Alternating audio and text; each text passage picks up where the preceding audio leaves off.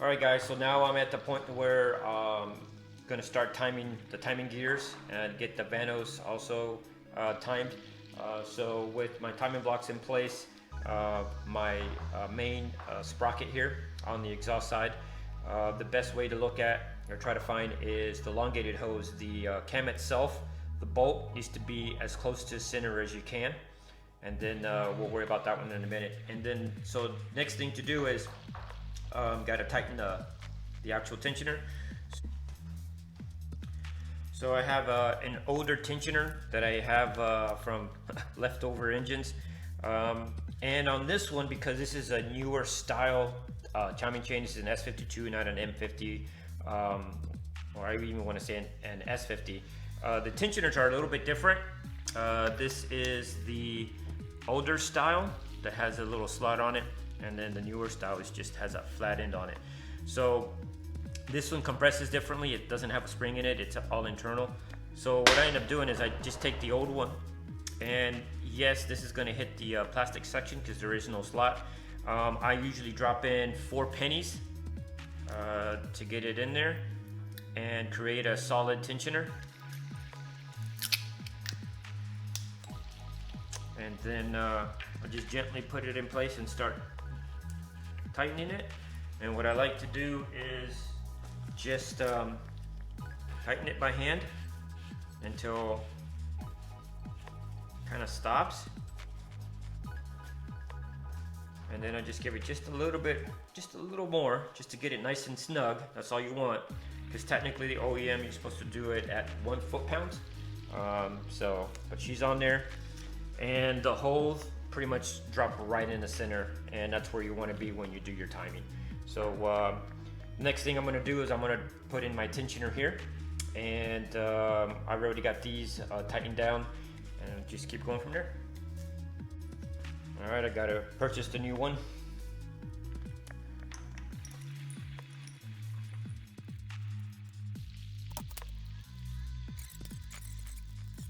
And I do this one first, so to make sure that the tensioner is pulled in that way, and then it clamps down.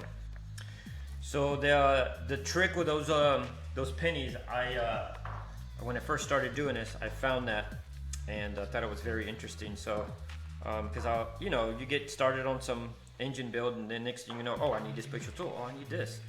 And to be honest with you, if you're just doing it for fun and you're doing it just to work on your race car, and you don't want to sit there and buy every single specialty tool, otherwise it'll get expensive. So another thing that I've seen people do as well is they always mark these when they take them off, so they can get the orientation. I never do. I always just take them off, and I start from scratch when I do this. So I get everything, just like if it's being installed for the first time at OEM. So I go ahead and just do it this way.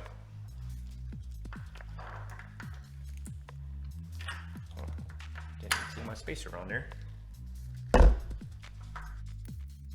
So it just falls right into place, just goes right on in. And again, the same thing, what you want to do is the orientation, and one of the reasons why they orientate that way, it's so much easier to put on there. But same thing, when you get it in here, you want the bolts in the center of that, and the same thing with this one. So what I got to do is I got to change the orientation of this sprocket, and all I do is just slide it off a tad bit, and I have to go, my holes are on there, so I have to just turn it. Sometimes she does it much more easier, but usually I'm in front of the motor, not on the side of it. Let me just do it this way.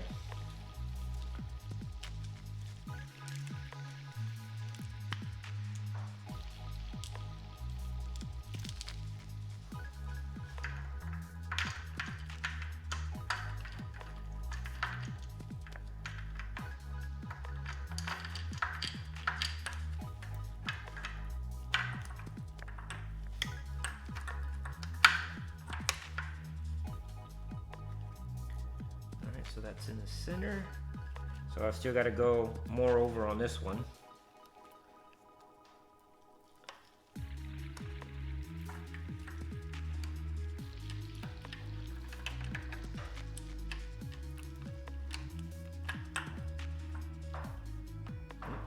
Some more.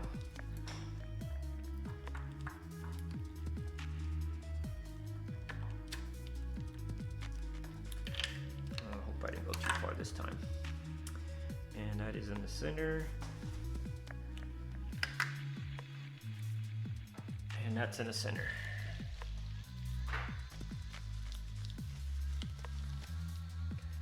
And as you can see now, I have an orientation of where the arrow is going up on the exhaust one. All right, so both those are in the center. And a good way you could end up telling is when the motor's inside, you could put a bolt through it as well, and that'll give you a good indication that it's in the center. But since it's out and it's easy for me to just, you know, take a peek, it's good to go.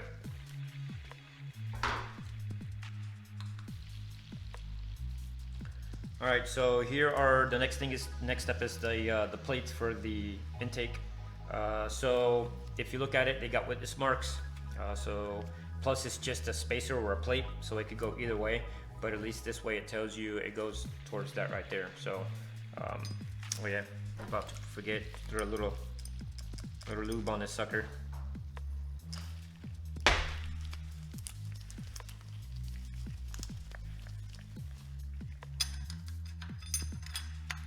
All right, and then the next thing, which is the spring for it, I just lubing it up right now.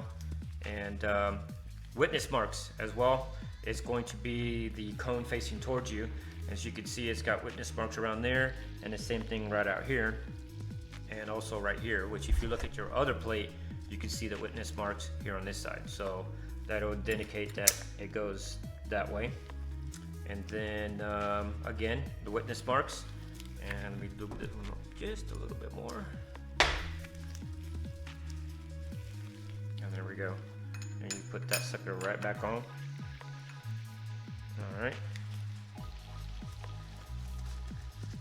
So these get torqued down to 89 foot-pounds. Sorry, 89 foot-pounds, 89 inch-pounds. And now I cannot take my Loctite. There we go. So on these right here, on the Vanos ones, I always use Loctite. There's a lot of vibration and stuff with the drivetrain, so better be safe than sorry. So there we go.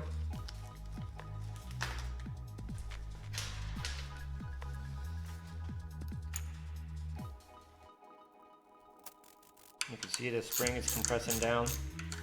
I'm just going around it so I don't bear it all on one side.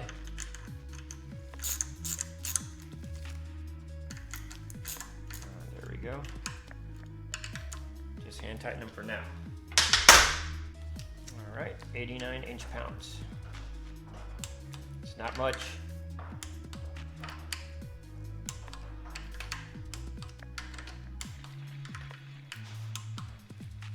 All right, so the next thing is the exhaust plate.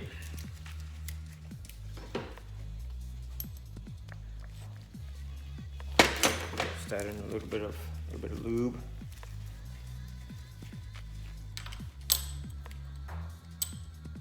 And the torque bolts, which oh, there's only 3. There it is. There's the other one. Go through the process and add my torque seal. Sorry, not my torque seal, but my Loctite. And you want to just run these down, finger tight, because you're going to have to move the sprocket. Make sure everything is good.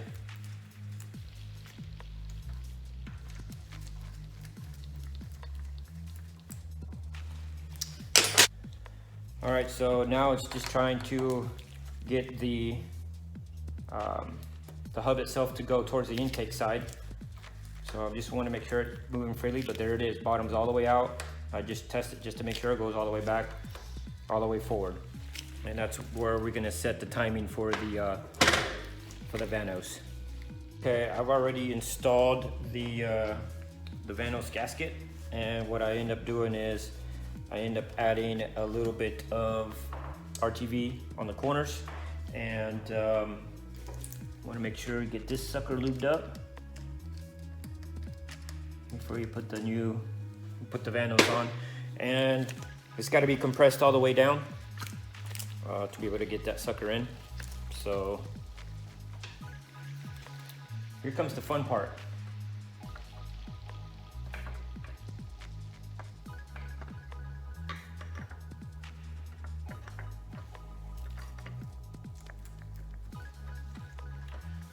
Okay, so what has to happen is once you have the sprocket in the gear of the intake cam, what needs to happen is you gotta have it in place, and hopefully you bite off correctly or it's connected to the right spot. And then what you end up doing is you grab your tool, you put a little force on it. Now you gotta keep your eye on the actual sprocket into the intake, and you gotta move the handle on my exhaust cam back towards me. It has to bite immediately. There can't be no slack, no nothing. It has to bite immediately. See, she didn't bite. So what you end up doing, pulling it back off, spinning it, and try again.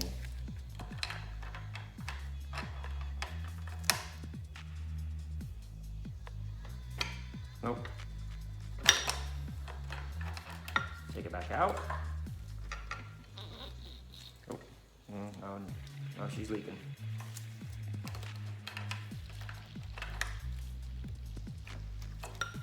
All right, spin it again.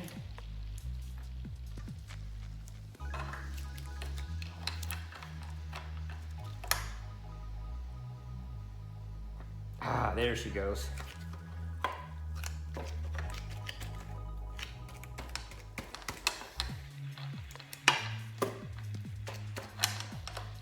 And she's in.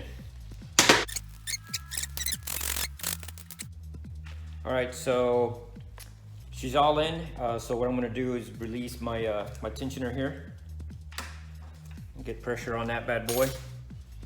And then torque these, and normally what I do is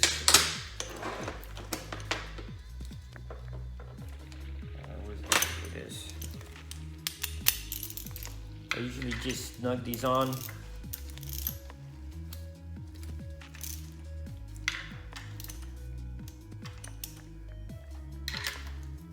And these get torqued 16 foot-pounds.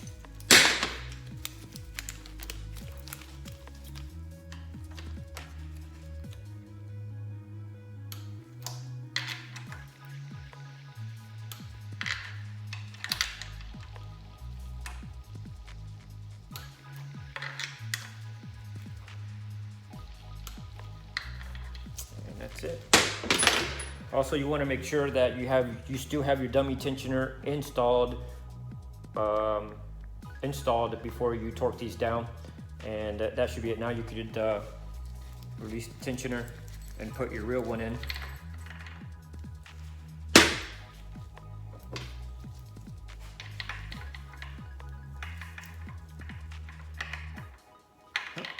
This is my little ring here.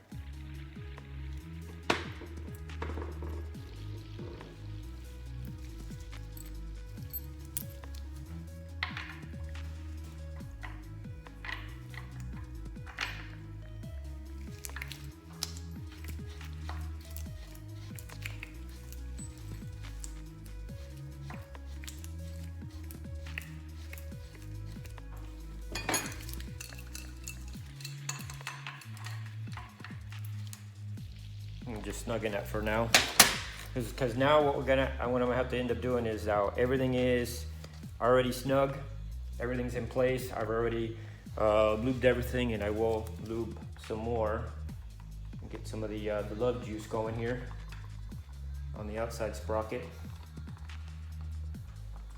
So I still have my spark plugs out, so it makes it easier to rotate it. So what I'm gonna do is I'm gonna take my timing blocks off, and I'm gonna rotate it. And I'm gonna rotate it real slow and make sure nothing binds up, and go 2 full rotations, put it back on TDC, make sure the number 1 piston is up, and I gotta be able to put my cam blocks right in place with no issues. So let's keep going with that.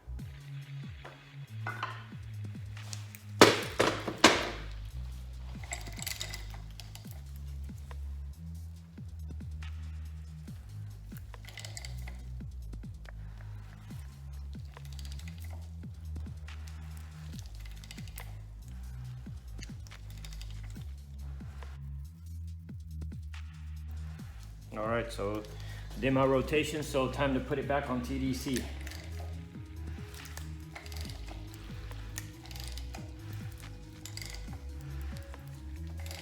Sure that's on top. Yep.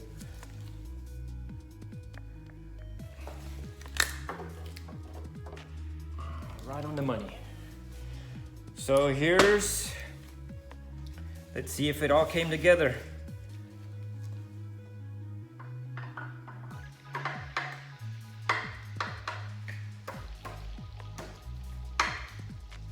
And voila.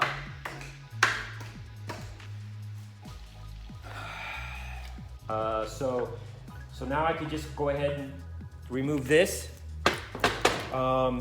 Finish applying applying my nuts here for the valve for the Vanos, and then I'll go back and I'll go ahead and torque my cam caps, because I didn't do that yet either. All I did was snug them in. So I'm gonna keep moving forward and dressing up the engine.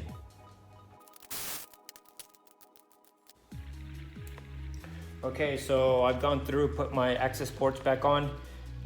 And put the tensioner, tightened the tensioner down as well, and did the outside bolts, and also went in and torqued my cam caps 11 foot-pounds.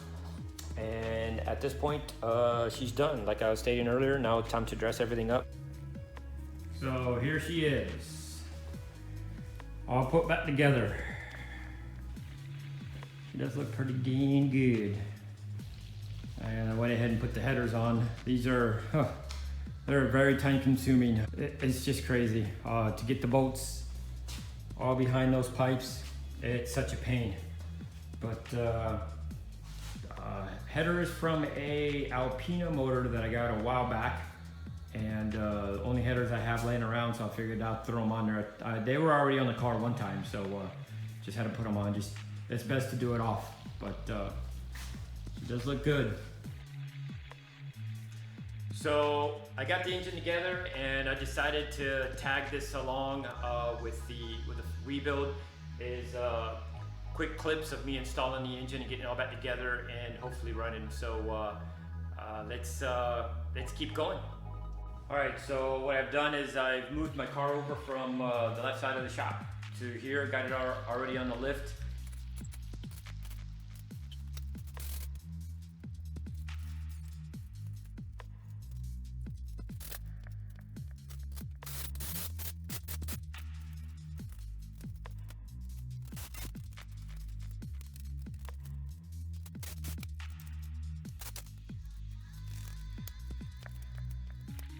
Okay, so got the engine in.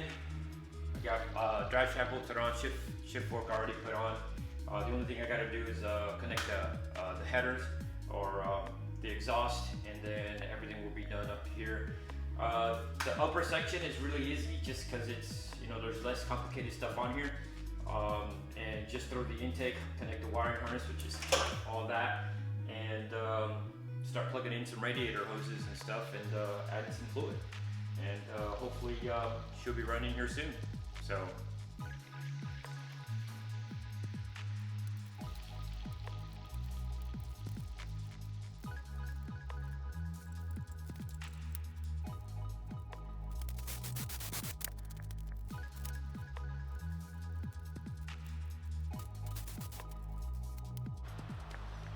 All right, so dressed her all up, and now what I'm gonna do is add fluid. So I got my oil, I'll sit back here in the back, and then my water, and I'm going to end up vacuuming the coolant system down, so that make sure that there is no air pockets in the motor.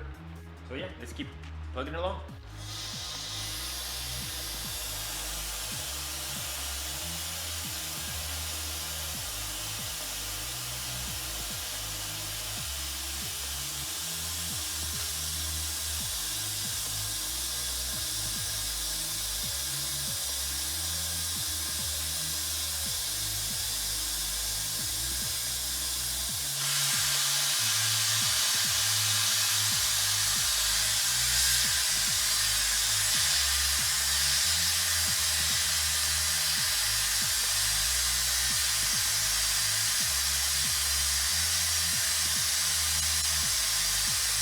Alright guys, I actually did find myself a leak which is my thermostat sensor here, or my coolant temp sensor on my thermostat housing. I did have a leak there. Unfortunately, because it was a pain in the butt to get to and where I was at, I took the radiator back out and re-threaded it, put some cleaner sealant around it, and now she's holding. So what I'm going to do is start filling it up with water.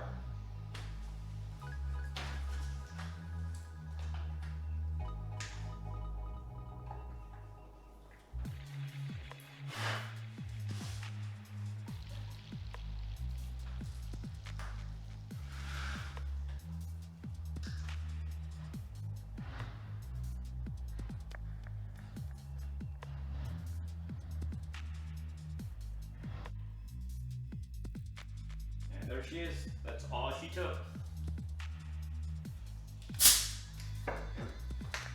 Alright guys, so fluid is in. I got my coolant, water, and then the oil. I went underneath, checked everything. As I was saying earlier, I did have a leak. It was on the sensor for the coolant gauge, and got that fixed. She held vacuum and she took the coolant in, the water. So I ended up doing a mental check, going through everything, making sure everything's connected, going through that process, thinking of items that I've left loose in the past or didn't connect, making sure those were connected, lessons learned. So hopefully everything is up to par, and I'm a little nervous as always, no matter what it is. It's something like this, it's always nerve-wracking. Going in there and trying to get it running for the first time. What I'm going to do is I'm going to run the engine with no ignition, so it's just going to spin over. Hopefully that will build some pressure, so that way when I do get it running, there's pressure instantly right there. So yeah, I'm nervous. So let's see what we got.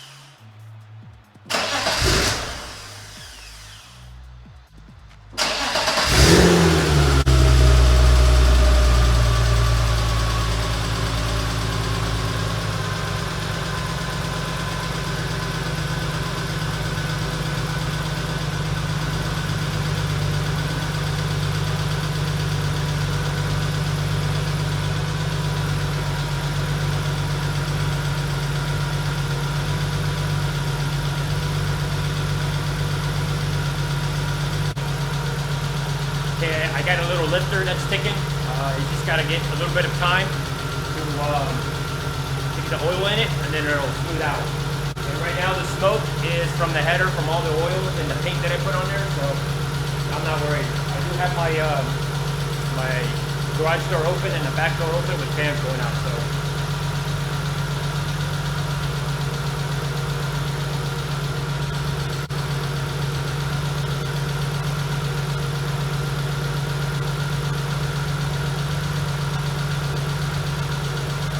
Oil pressure is good, which is great.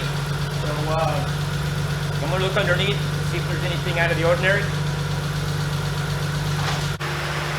So in the interim, the ticking noise stopped, the lifter finally got oil, and it's running smoothly now. Temp seems to be good, sitting about 180, 181, and no leaks underneath. I've gone underneath a couple times.